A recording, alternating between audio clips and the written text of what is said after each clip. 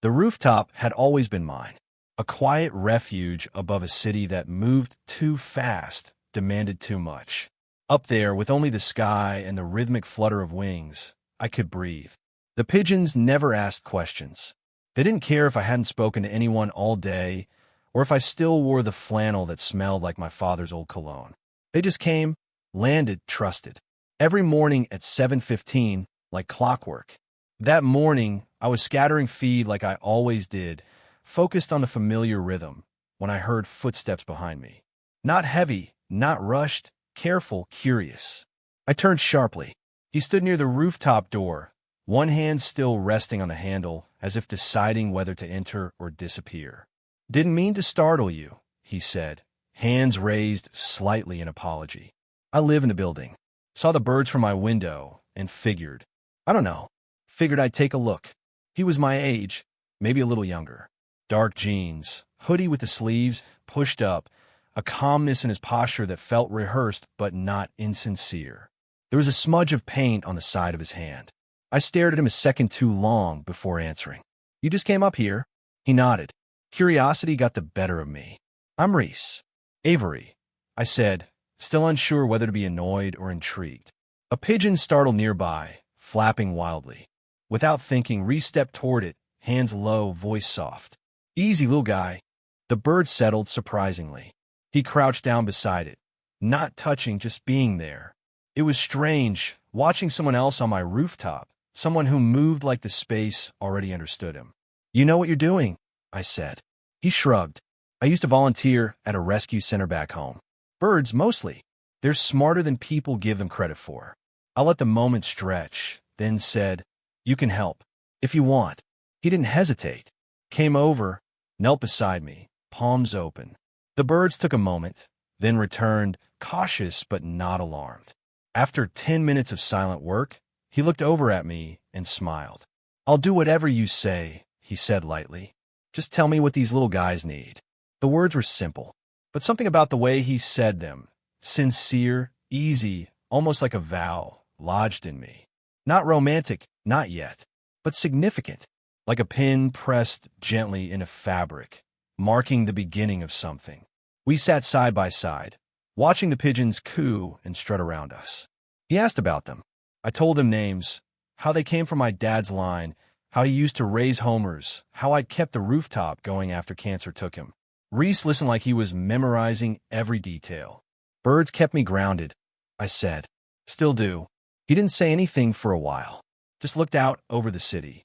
Then softly, "We all need something to hold on to." A breeze kicked up, rustling feathers. One pigeon flew up, circled, then came back down again.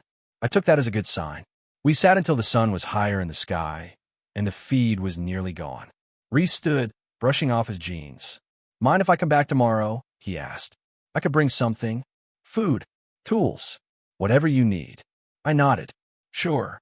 He gave a small, grateful smile. "Cool. See you then."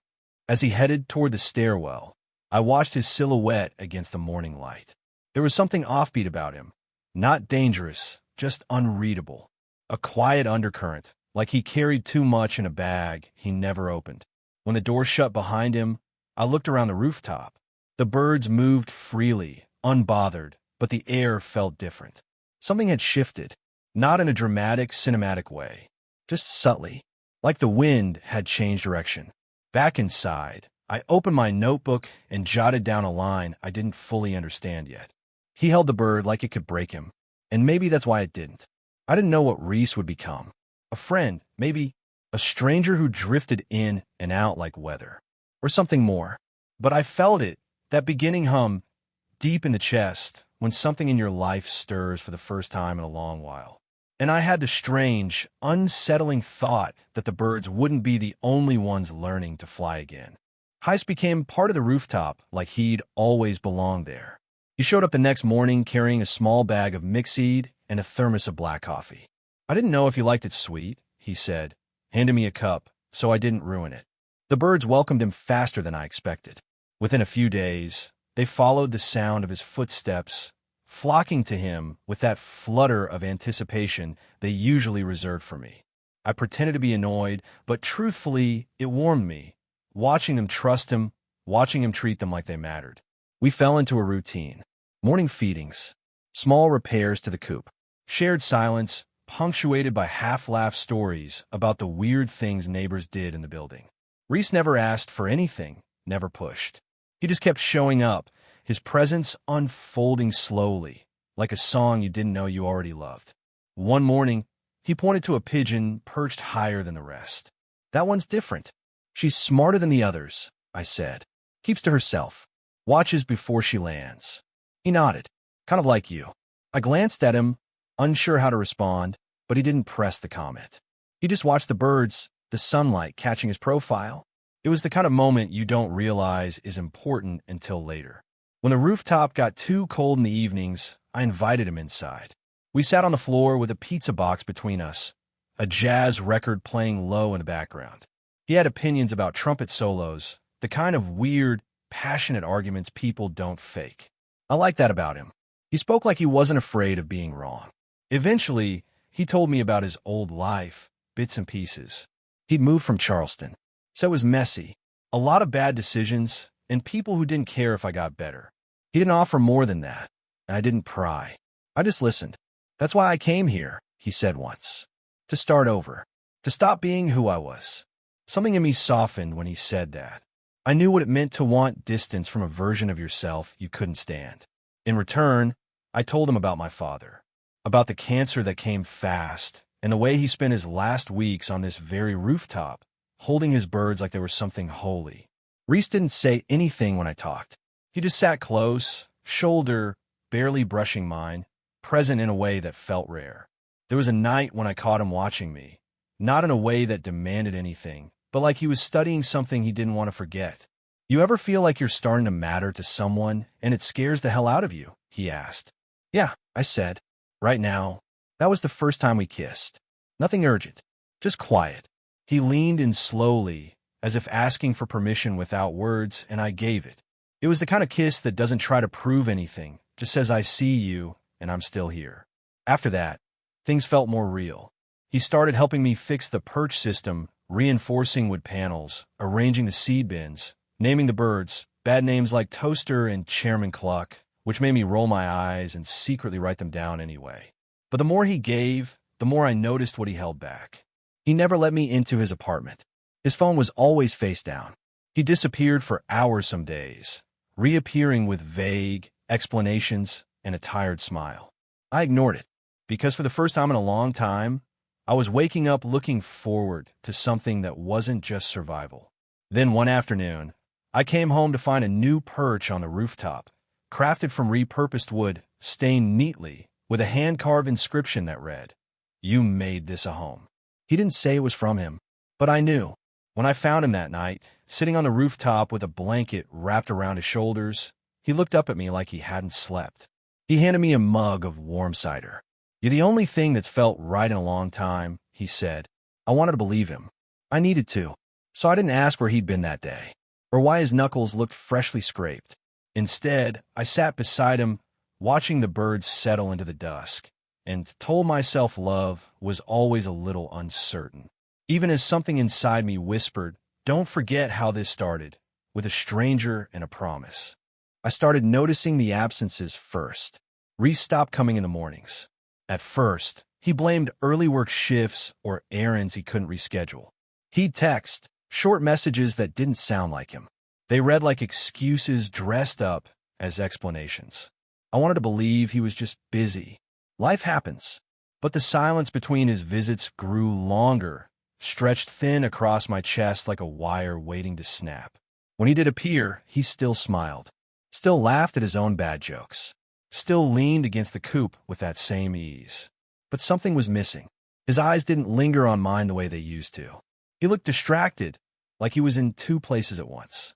One evening, I found one of the pigeons, Clover, shivering in the far corner of the coop, one wing clipped unnaturally short. Not broken. Cut. Deliberate. My stomach nodded. I examined the wound carefully, trying to rationalize it. A predator. A sharp edge. Anything but what I feared.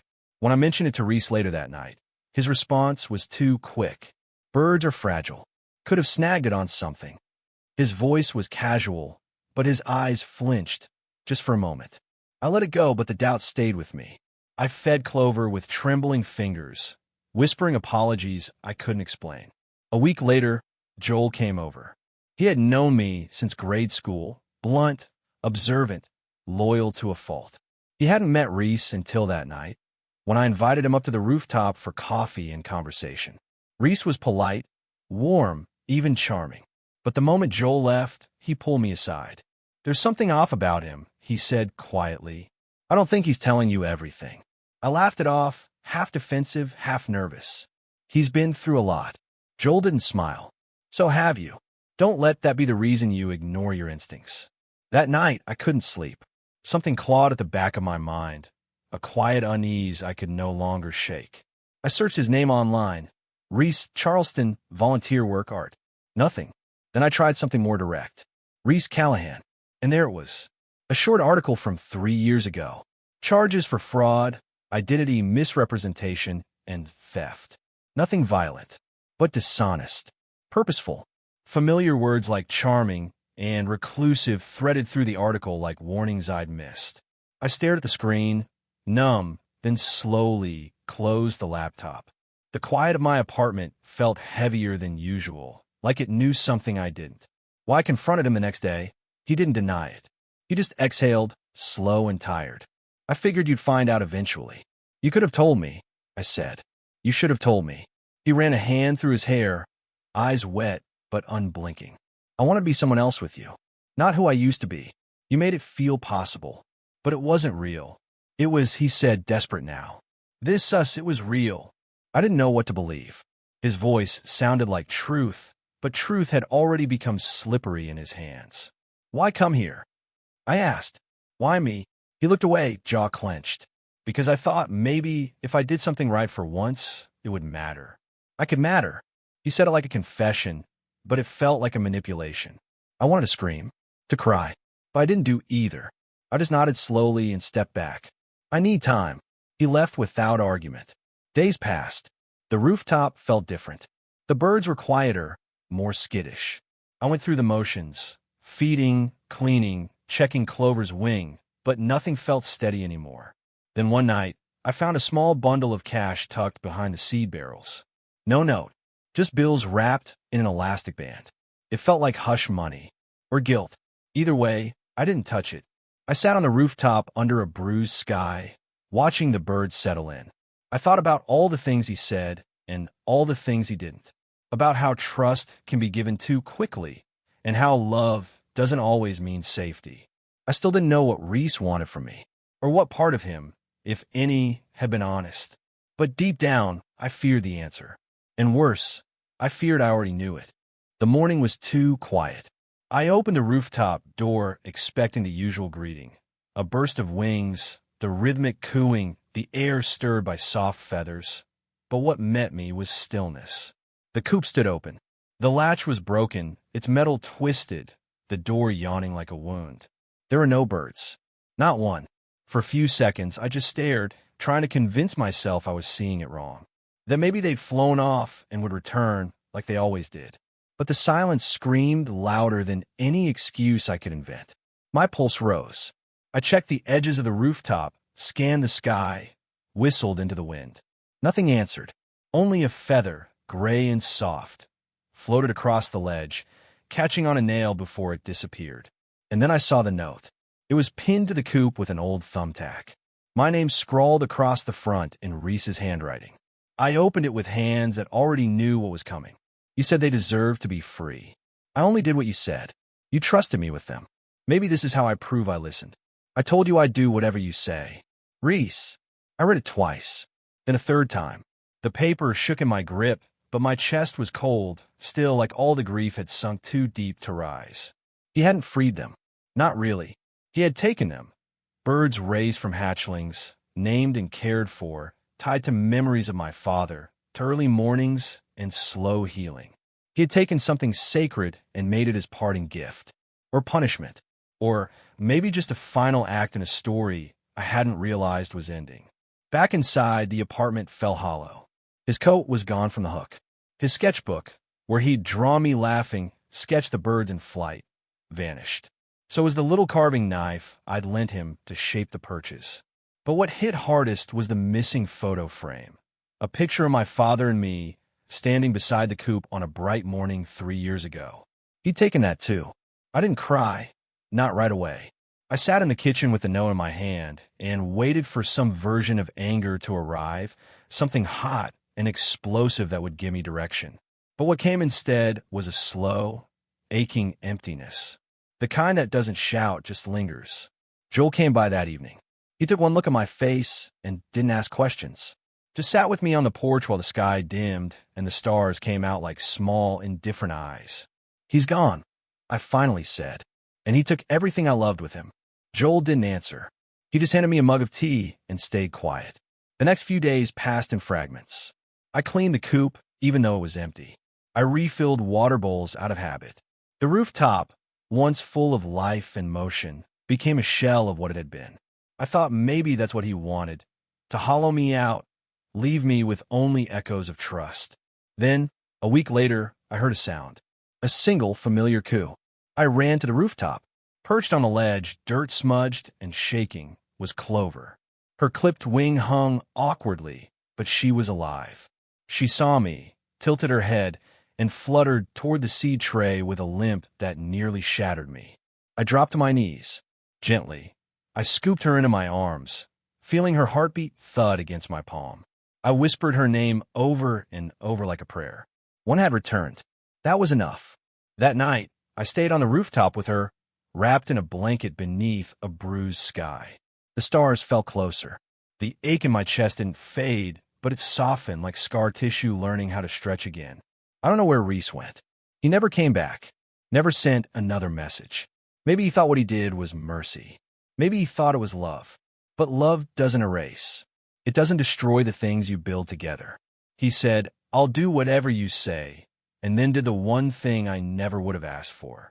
He took the pigeons, took my father's memory, my trust, the fragile future I'd started to imagine with him.